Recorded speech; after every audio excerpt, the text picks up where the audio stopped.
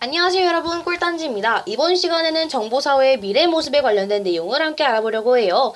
자, 정보사회의 미래 모습이다? 자, 정보는 약간 첨단적인 느낌이 들지 않나요? 미래에도요, 굉장히 넓은 범위에서 여러 전문가들이 각광받는 직업을 가질 수가 있습니다. 그럼 함께 살펴보러 가실까요? 자, 우선 정보사회의 미래 모습은요. 미래사회에서는 인터넷에 연결된 사물끼리도 서로 소통이 가능하다는 거. 사물끼리 소통하면서 인간에게 편리한 생활을 제공을 해줄 것입니다. 자, 오케이. 자, 그러면서 자율주행 자동차의 등장으로 교통 시스템이 바뀌고요. 인공지능을 활용한 진료 서비스의 등장으로 병원의 모습이 또 변화를 합니다. 금융에서는 현금을 대체할 수 있는 수단이 생기고 예술, 유통 분야에서도 지금과 같은 다른 변화가 나타날 거라고 예측을 할 수가 있겠죠.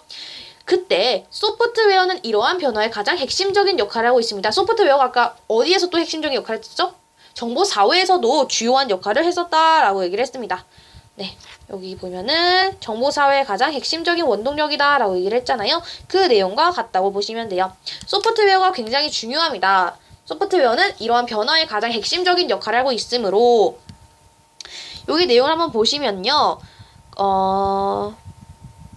네, 다양한 분야와 결합을 할 수 있다는 것이 이 소프트웨어의 특징입니다. 새로운 일이 가능하다는 거. 그래서 핵심적인 역할을 하고 있다라고 우리가 판단을 할 수가 있는 것이죠.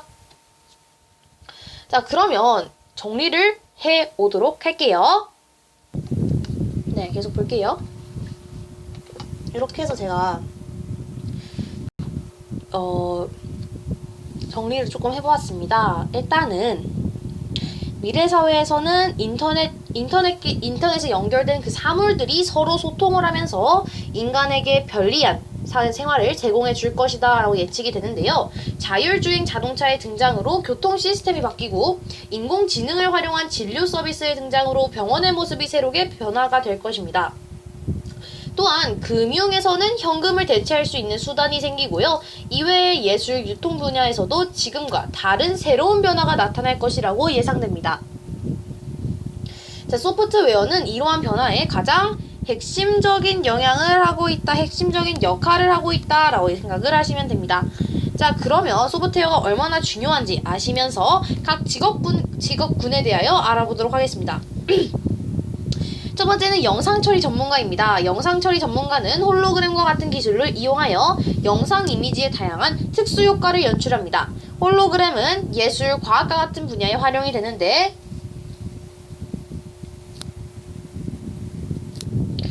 학습에 흥미를 더하게 할 수 있습니다.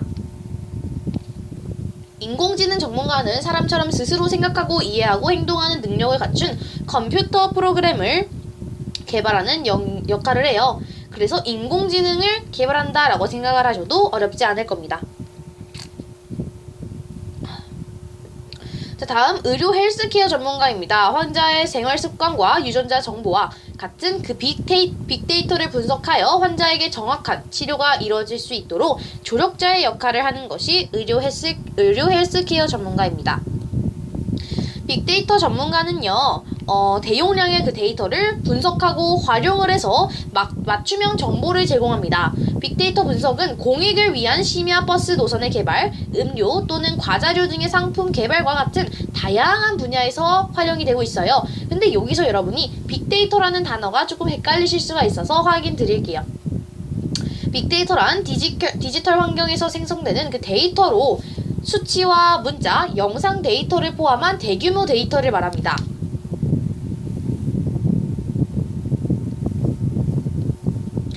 빅데이터에 대해서 말씀드릴게요.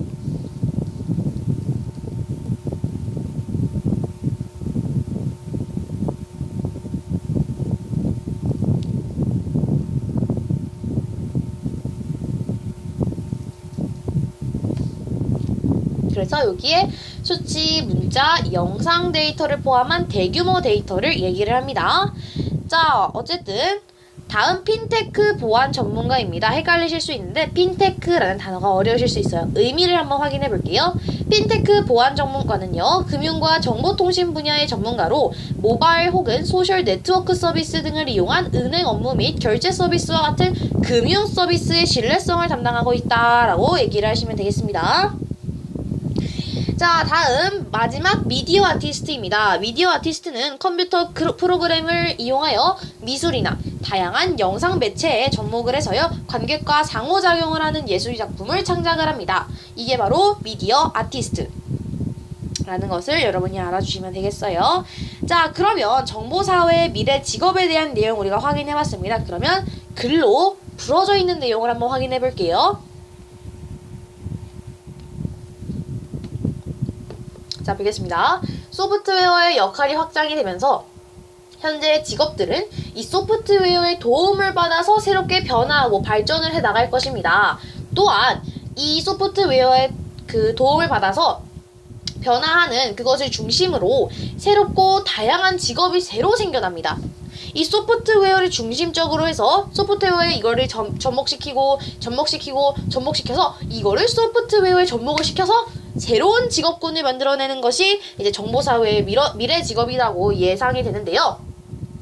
예를 들어 의료 분야에 사용되는 그 진료 소프트웨어는 환자의 유전자 정보를 자동으로 분석을 하고 환자에게 가장 적합한 치료 방법과 약을 제시해 줄 수가 있습니다. 또한 환자가 그 입고 있는 옷이나 시계에서 환자의 활동 정보를 데이터로 수집을 해서 의사에게 실시간으로 제공을 할 수가 있으면 의사는 그 데이터를 모아서 이 환자가 어떠한 생활 습관을 가지고 있었는지 그리고 뭐 때문에 이러한 나쁜 질병이 나타났는지 다 알 수가 있어요. 그래서 이에 따라서 의사는 소프트웨어가 수집한 그 데이터를 활용하고 분석을 해서 최종적으로 환자에게 가장 적합한 치료를 제공하는 직업으로 발전을 할 수가 있다는 거죠. 자, 여기서 소셜 네트워크 서비스라는 것에 대한 뜻을 좀 알려드릴게요. 소셜 네트워크 서비스는요, SNS라고 하는 겁니다. 인터넷 상에서 사용자 간의 사회적 관계를 맺고 서로 이야기 또는 정보를 주고받는 정보 기술 서비스입니다. 정리를 해드릴게요. 지금 그냥 바로 해볼게요. 어차피 오래 걸리지가 않아서.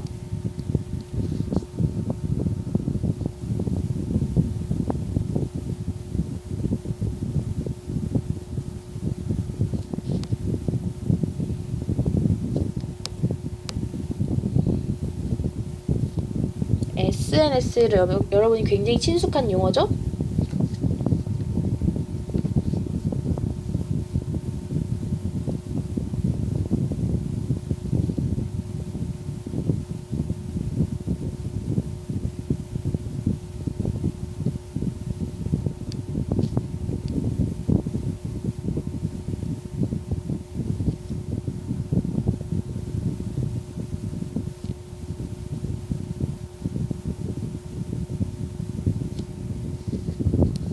주고받는 정보기술 서비스.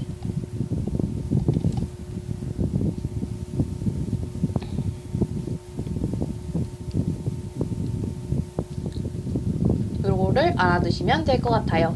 자, 우리 각각의 미디어 아티스트를 안 봤군요.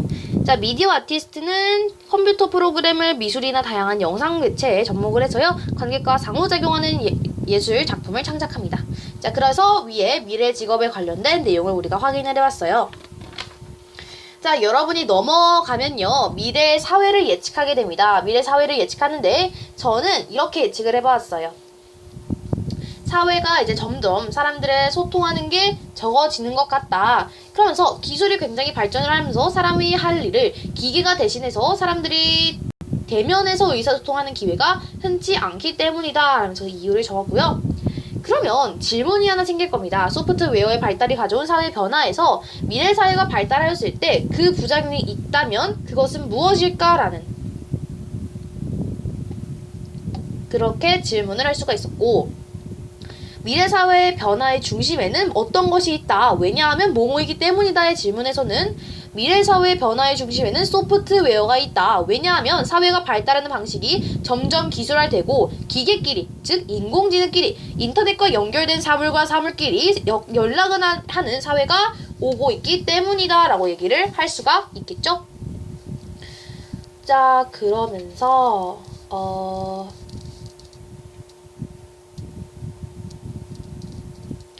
우리가 미래 직업에 관련된 내용을 하나 확인해 볼게요. 아까 우리 요렇게 영상 처리 전문가부터 미디어 아티스트까지 이런 직업도 확인해 보았고요. 증강현실 전문가라는 전문가를 알아볼 겁니다. 자, 증강현실은 현실 세계의 3차원 가상 이미지를 겹쳐서 하나의 이미지로 보여주는 기술을 말합니다. 이러한 기술을 교과서에 활용을 하면 역사 탐방, 바닷속 체험, 그리고 우주 여행 등의 생동감 넘치는 수업으로 학생들이 재미있게 수업에 참여를 할 수가 있게 되겠죠. 이처럼 모니터나 스마트폰 액정 등의 화면을 통하여 현실 세계의 각종 정보에 가상현실을 합성을 하는 거예요. 만약에 우리가 과학을 배워본다고 합시다. 과학에서 여러분 2학년 분들은 아마 전기와 자기 또는 뭐 달, 지구 이런 것에 대한 내용을 배우게 됩니다. 그러면 이거 한번 볼게요. 제가 저번에 달에 대해서 공부를 했었거든요. 근데 그때 제가 유튜브 채널을 개설을 안 했어가지고 영상을 아쉽게 못 올렸어요. 어쨌든 TMI였고요. 자, 과학에서 우리가 지구와 달이라는 단원에서 보면요. 뭐 그런 게 있어요. 1년에 한 번씩 공전하는 게 있고요. 하루에 한 번씩 자전하는 게 있습니다. 그죠? 그것을 우리가 직접 이 증강현실에 대입을 하게 되면 이 각종 정보에 가상현실, 과학이라는 정보에 그 가상현실을 합성을 하면요.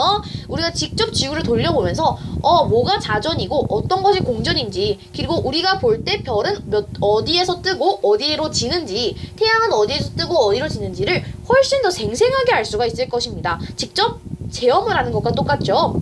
그런 일을 하는 사람을 우리는 증강현실 전문가라고 하는 것입니다. 앞으로는 교육, 환경, 방송, 여행, 광고처럼 다양한 분야에서 이 증강현실이 응용될 가능성이 커서 이와 관련된 분야의 전망이 밝을 것이다 라고 보입니다.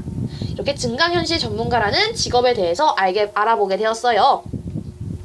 자, 여러분 이번 시간에는 소단원 우리가 정보기술의 발달과 관련된 내용에 대해서, 즉 정보사회에 대한 내용을 배워보았습니다. 다음 시간에는 이 정보사회에 관련된 내용 복습하고요. 정보윤리에 들어가도록 할게요. 정보윤리 중에 개인정보 보호에 대한 내용부터 개인정보 침해와 보호 방법, 그리고 여러가지 유형에 대해서 알아볼 거고 저작권 보호 이런 내용들을 함께 알아보겠습니다. 자, 그러면 다음 시간에 우리가 이 정보사회라는 소단원을 함께 정리를 해보도록 할게요. 그러면 다음 시간에 뵐게요. 안녕!